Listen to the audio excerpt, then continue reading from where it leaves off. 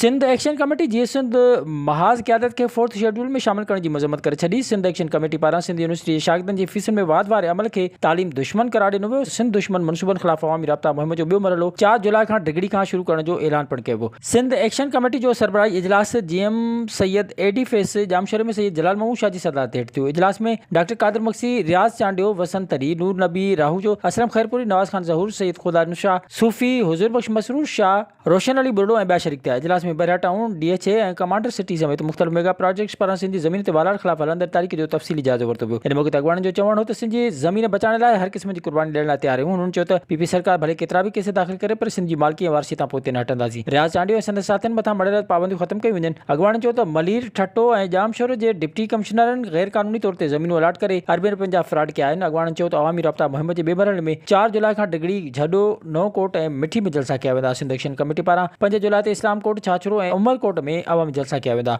6 जुलाई ते कुनरी, सामारू ऐं कोट ग़ुलाम मोहम्मद में अवामी जलसा रिथियल आहिनि। अॻवाननि जो चवणो त 10 जुलाई ते मीरपुर ख़ास में जलसा थींदा। अवाम भरपूर नमूने सां शिरकत करे। अॻवाननि चयो त हू सिंध हायर एजुकेशन कमीशन जे चेयरमैन डॉक्टर आसिम खे सिंध जी यूनिवर्सिटियुनि जी तालीमी तबाही जो ज़िम्मेवार सम्झनि था। विज़िट कयो अवामी आवाज़ मीडिया ग्रुप जी वेबसाइट awamiawaz.pk